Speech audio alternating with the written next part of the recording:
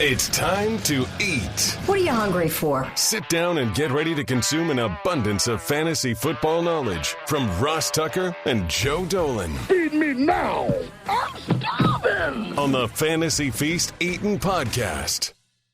Yeah, let's eat, baby. It is the Fantasy Feast Eatin' Podcast, presented, of course, by DraftKings. We are rolling now here in the month of August. Preseason week 1 kicks off tomorrow night. I'm beyond excited for that, including me being in Baltimore for that Eagles-Ravens game on Saturday night. Should be awesome. Preseason, a great time to help us with our fantasy football drafts, including best ball over at DraftKings. Speaking of that, by the way, if you missed it, go back and listen to Joe's quarterback tiers. Go back and listen to Joe's running back tiers. There is no better way to differentiate these groups than by going through and looking at them in tiers. I'm Ross Tucker. I think most of you know that. Former NFL offensive lineman, 5 teams, 7 years. At Ross Tucker NFL on social media. Press Box food season starts Saturday, so get fired up for that. For those videos, you can always listen to the show or watch it, youtube.com/Ross Tucker NFL. Follow us at Ross Tucker Pod on Twitter and IG and Facebook. That's where you get the best social clips from the show so you can see what the highlights were. The star of this show is Joe Dolan. I think he's the best fantasy analyst out there and has an awesome personality to go with it. Sometimes guys, know the content, but it's not how they deliver it. Love the way Joe delivers it. Follow him on social media like his mother does, at FG_Dolan. He is the fantasy gangster, and I can't highly recommend fantasypoints.com enough. Use the code 23feast when you sign up to get all of their information. Joe, we'll dive into the receivers momentarily because there's obviously a lot to get to at this position. I will just say this. I despise, and I'll talk about this on tomorrow's Ross Tucker Football Podcast, when people say preseason is meaningless. Preseason, Joe, isn't even close to meaningless for fantasy purposes. Not even close. Oh, no. And there was a big controversy, Ross. Well, not controversy, but people were talking about official depth charts or team official depth charts on Twitter yesterday. And I had to throw out a little bit of a story that my first job out of college was with the Philadelphia Eagles working for their website. And what happens is the team's PR director sits down with the coach at that time, Andy Reid, and basically they come up with a BS depth chart. A lot of it's accurate, most of it isn't, in terms of like the young players. They literally then feed that to the website staff, me included, and that's the person who puts that depth chart out. I was 22 years old, and I was the one who was putting out the official depth chart. So that just goes to show you how official those things are. And I think the thing was Bijan Robinson was 3rd string on the Falcons depth chart. Come on. But what we can do, Ross, is look at what strings a player is playing with. Is this player getting snaps with the first team? Is he getting snaps exclusively with the second team, exclusively with the third team?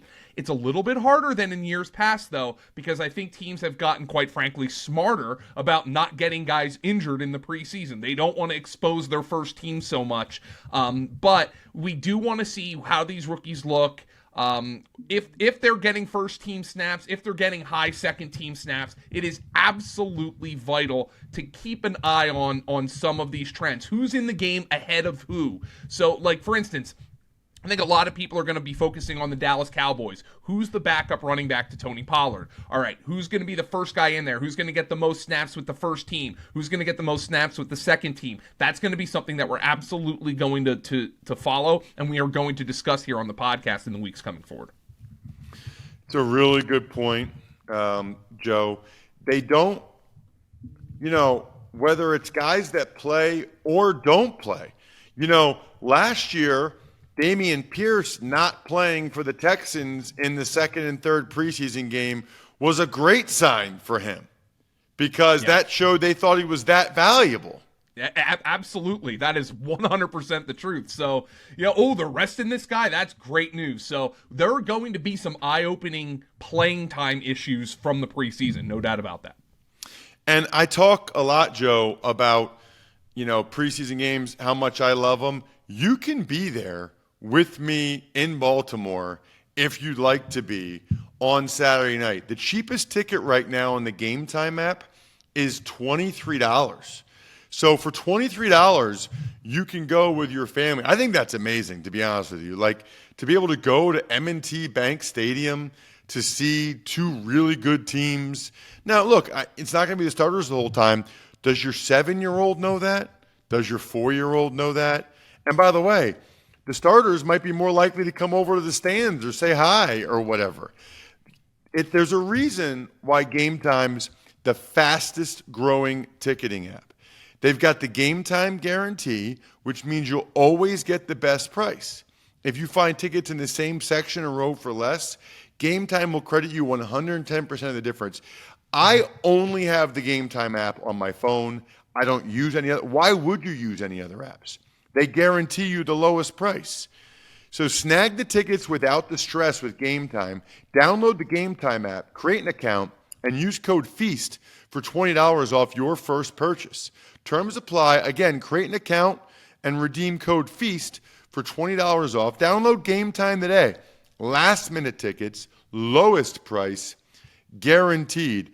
Joe, it seems like Justin Jefferson is guaranteed to be a pretty good selection in fantasy football this year. Is that correct? Yeah.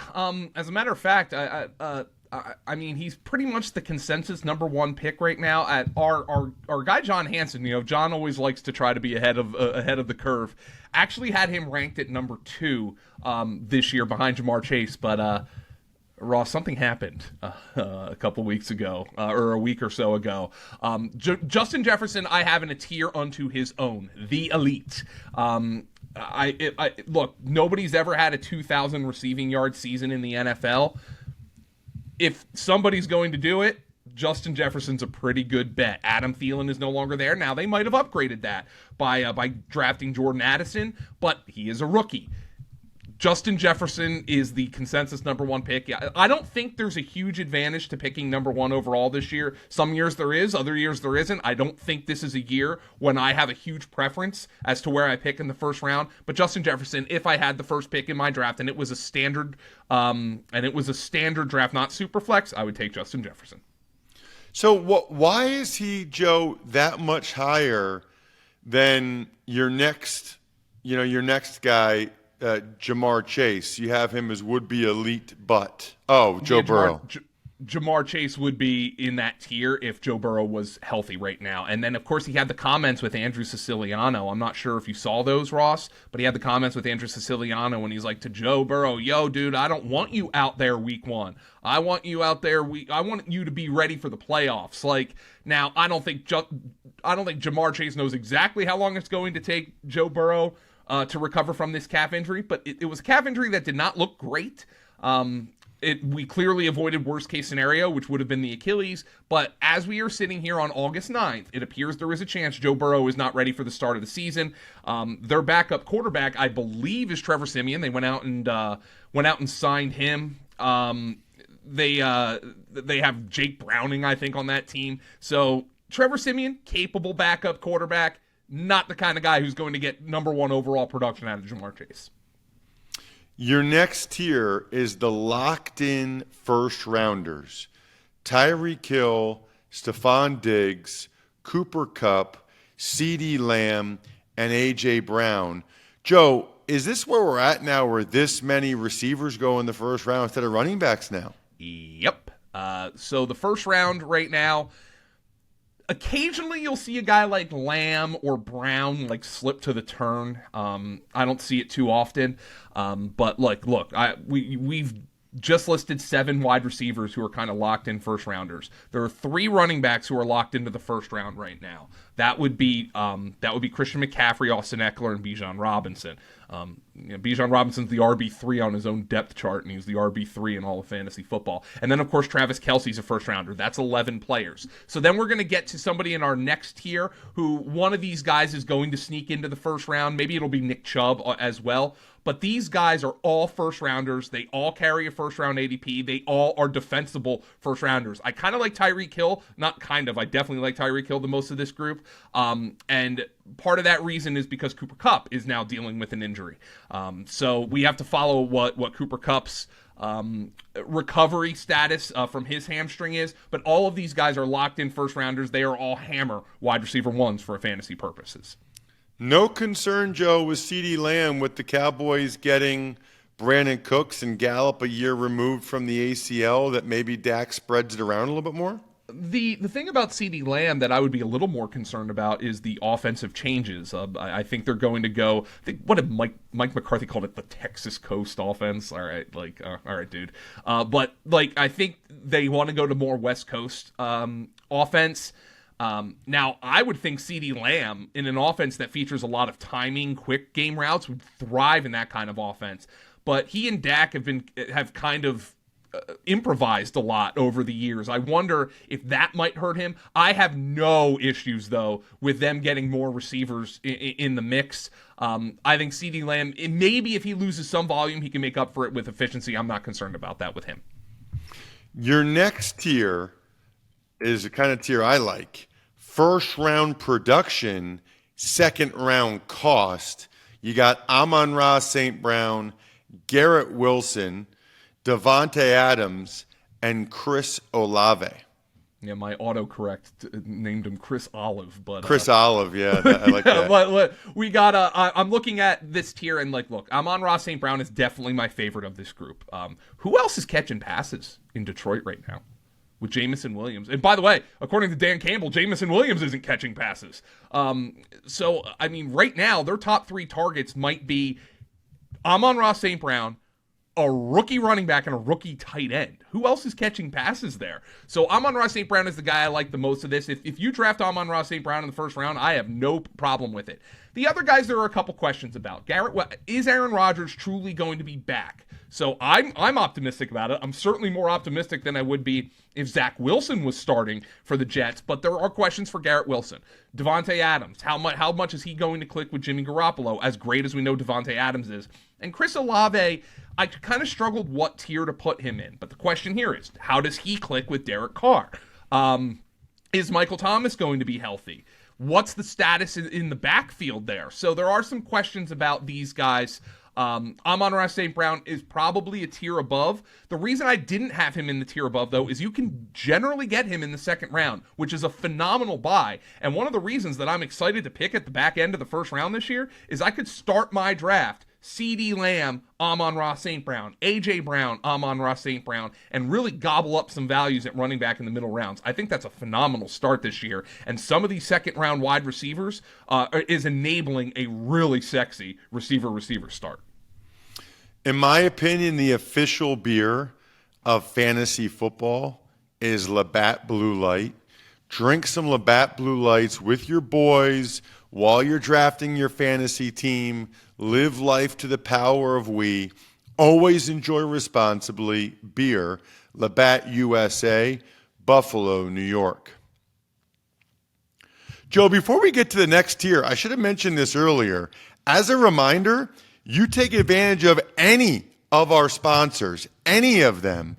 Send me an email, ross@rosstucker.com, and say, I want to go in the next best ball draft with you and Joe. Just so you know, it's me and Joe, 10 of you, and the winner gets $500. So it's zero entry fee, zero. And all you have to do to get in is take advantage of any of our sponsors that you hear on the show or on the sponsor tab at rosstucker.com, and you get a great chance there's only 2 or 3 people who even sent me one yet. So you get a great chance to go against me and Joe in a best ball draft and win $500. Are you kidding me? I would hop on that right now if I were you. Maybe I'll just take the first 10 I get. Maybe that's the way I should do it. What about the next tier, Joe? You've got team wide receiver 2, fantasy wide receiver 1. Jalen Waddle, Devontae Smith, T. Higgins. All of these guys have a history of production of putting up top 12 fantasy kind of numbers, despite the fact that they are generally regarded, not generally regarded, all three of these guys have a player on their own team at their same position going ahead of them. Jalen Waddle has Tyreek Hill, Devontae Smith has A.J. Brown, T. Higgins has Jamar Chase. Obviously, the same caveats apply to Higgins as apply to Chase at this point, which is why I have him below Waddle and Smith. But all of these guys put up wide receiver 1 numbers for fantasy, meaning top 12, top 14, depending on the size of your league, and all of them are the second wide receiver drafted from their own teams. And it kind of makes sense. These are good teams that throw the ball to their good players. So yes, I would rather have the wide receiver 2 on the Philadelphia Eagles than I would the wide receiver 1 on the Atlanta Falcons. It's just kind of self-evident. So that's what these guys are. Sometimes you look at it and you're like, oh, I don't want that guy to be my wide receiver 1. He's not even his own team's wide receiver 1. Doesn't matter. The production is there. Your next tier is an interesting one. It's high-end wide receiver 2s, and you've got Deebo Samuel, Keenan Allen, DK Metcalf, Calvin Ridley, and Amari Cooper. Amari Cooper, as a matter of fact, this might surprise you, Ross. Let's start with Amari Cooper here. He's never finished as a top 12 wide receiver in fantasy football. He's always kind of been in that 13 to 20 range. But that's what this is. High-end wide receiver 2s would be anybody from 13 to 18, something like that. And it wouldn't shock me if any of these guys end up having a top 12 season, especially Keenan Allen. Now, Keenan Allen is getting older. There are questions. He had the injuries last year. But Kellen Moore goes there. They're going to open up that offense. Is Keenan Allen going to have an opportunity to put up wide receiver 1 numbers? I think so. So it wouldn't surprise me if any of these guys finish as a top 12 kind of wide receiver. Deebo Samuel is highly motivated this year. DK Metcalf was getting underdrafted all of last season because nobody thought Geno Smith was going to be good. Turns out Geno has proven to be very good. Calvin Ridley is one of the number 1 hype guys of training camp right now. Would not be shocked at all if these guys put up top 12 numbers. Totally agree. Fantastic job. I'll be curious to see how all these guys do. Keenan Allen said they're moving him around a little bit more. We'll see how much that helps. What about the breakout candidates, and you're paying for it? Yeah, these guys are guys carrying top 5 round ADPs because the entire fantasy community is anticipating a breakout. That would be Jerry Jeudy. Jerry Jeudy's been a breakout candidate, it seems, for like the last 12 years. Christian Watson, who in a small sample put up Randy Moss-like numbers last year, but there's obviously the Jordan Love caveat here. Brandon Ayuk, who, I think many would argue is actually the best pure wide receiver on the 49ers. And then, of course, Drake London. Now, I mentioned kind of in passing Drake London when I talked about those high-end wide. Yes, he's the number 1 wide receiver for the Atlanta Falcons, but how much are the Atlanta Falcons going to throw the ball? And Drake London put up big numbers last year at the end of the year. Of course, Kyle Pitts was injured and wasn't playing. So there are some questions about these guys. Can Jerry Jeudy stay on the field? Will Russell Wilson rebound? Is Jordan Love any good? Is Brock Purdy any good? All of these questions around these guys, but the talent is undeniable for all of these players. I am targeting players in this tier as kind of a low-end wide receiver 2 or a high-end wide receiver 3 for fantasy. This episode is sponsored by BetterHelp. Joe gives us all the help we need when it comes to fantasy football. But sometimes you need help for other things in life. Maybe you're at a crossroads in life. Maybe you're thinking about a career change. Maybe there's a relationship that needs some TLC. I think a lot of us have been to therapy or know people that have, and it is just so beneficial to be able to talk with someone who's a professional and can hear you out. I mean, listen, I'm so glad we're at this point in society where people, when they feel like they need to talk to somebody, they take action. If you're thinking of starting therapy, give BetterHelp a try. Entirely online, designed to be convenient, flexible, suited to your schedule. You just fill out a brief questionnaire to get matched with a licensed therapist. You can switch therapists anytime for no additional charge. Let therapy be your map with BetterHelp. Visit betterhelp.com/feast today to get 10% off your first month. That's BetterHelp, HELP.com/feast. Joe, who's giving us help in the next category? The undervalued vets. Christian Kirk, Marquise Hollywood Brown, Tyler Lockett, and Deontay Johnson. Christian Kirk, I've been of the mind all offseason that Kirk and Calvin Ridley should have their ADP squeezed. Why? Because we saw Kirk do it with Trevor Lawrence last year. That's still speculative with Calvin Ridley. Marquise Brown, look, I think that the Cardinals are going to stink. Is that to Marquise Brown's advantage? I mean, we'll see when Kyler Murray comes back, but in games without DeAndre Hopkins last year, Marquise Brown averaged over 10 targets per game. And if they're playing from behind, there's an opportunity for a lot of targets here for Hollywood Brown. Tyler Lockett's undervalued every year. He's been undervalued since the day he walked through the door. This year they draft Jackson Smith and Jigba, so Tyler Lockett's getting pushed down draft boards yet again. Tyler Lockett's probably one of those guys I am going to decide that when the train derails, that's when I'll get off of it. He has burned me in the past by being undervalued and I wasn't drafting him. Not the case this year. Meanwhile, Deontay Johnson, of course, everybody is like, oh, he can't catch the ball and he can't score a touchdown. And really, for a guy who had like 150 targets last year, he's like wide receiver 30 in ADP. I'll take some positive touchdown regression at that cost.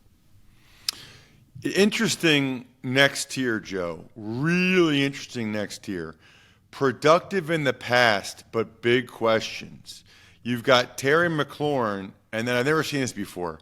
The Bucs wide receivers, DeAndre Hopkins, DJ Moore, and Michael Pittman. Let's throw Mike Williams in this category as well. Mike Williams, by the way, they were talking Kellen Moore might put him into the slot more, which would be very interesting. The questions here are pretty obvious. Terry McLaurin is a really good receiver, but he's never been a big-time fantasy receiver because he's never had really good quarterback play. And I'm not sure he's getting it this year. I would be more confident if Jacoby Brissett was the starting quarterback in Washington. I just don't know what we're going to get from Sam Howell. The Buck wide receivers ADP is significantly suppressed right now.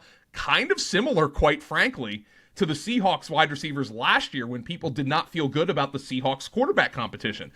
Potentially Baker Mayfield surprises us a little bit, but Chris Godwin and Mike Evans. Mike Evans, who's going for, I believe, his 10th consecutive 1,000-yard season and is having a phenomenal camp, but people do not trust Baker Mayfield and or Kyle Trask right now. DeAndre Hopkins is going to the Titans. The Titans is where Hall of Fame wide receiver careers go to die, Ross. We talked about that on a couple of podcasts ago. Andre Johnson and Randy Moss have played in those uniforms. Julio Jones most recently. So I for some reason, I can't shake those vibes, and I don't think they're going to throw the ball a ton anyway. DJ Moore, I think there's a lot of folks out there who are trying to draw a parallel to A.J. Brown last year. A quarterback who wasn't necessarily accomplished as a passer goes and gets a number one wide receiver. There's been a great hookup between Justin Fields and DJ Moore, but Justin Fields has not shown high-level ability as a passer just yet in the NFL. Michael Pittman is kind of like Terry McLaurin. He's that guy who's had some really good seasons, but he's never really been a true difference maker for fantasy. And of course, there's a quarterback competition in Indianapolis. So we have big questions about these guys. I love the next tier. Give me one more shot. Gabe Davis, Elijah Moore, George Pickens, Sky Moore. I think it's a little early to say that about George Pickens and Sky Moore, by the way. Yeah, I know. I just was struggling where to put these guys because I'm targeting them for fantasy. Sky Moore more so than Pickens. And here's another drumbeat from these guys, these young players. Gabe Davis was injured last year. George Pickens had that bad Steeler offense. Sky Moore never really got off the rookie schneid. And Elijah Moore was in the doghouse with the Jets. One of the drumbeats about all of these players, though, they're all showing up in training camp so far. Stephon Diggs is calling for a breakout season for Gabe Davis. The Browns are lining up Elijah Moore out of the backfield, and he's been one of their stars at camp. George Pickens is making a highlight-level grab every day. Sky Moore, he's a completely different player this year. Kadarius Toney's already hurt. Sky Moore is going to be the slot receiver for the Kansas City Chiefs. So these guys who might have been on your fantasy team last year, they're going to be the big breakout candidate. There's all excuses for why they didn't come through last year. This year, though, there's reasons to be optimistic about all of them. I wouldn't mind having any of these guys on my fantasy team again this year. Lastly, Joe, you've got the rookies ranked Jordan Addison, Zay Flowers, Jackson Smith-Njigba, and Quentin Johnston. What an episode. Tight ends next week, along with preseason week 1 thoughts. I'm stuffed. We're done. Thanks for listening to the Fantasy Feast podcast. Make sure to also subscribe to the Ross Tucker Football Podcast, Even Money, Business of Sports, and the College Draft. All available at Apple Podcasts, rosstucker.com, or wherever podcasts can be found.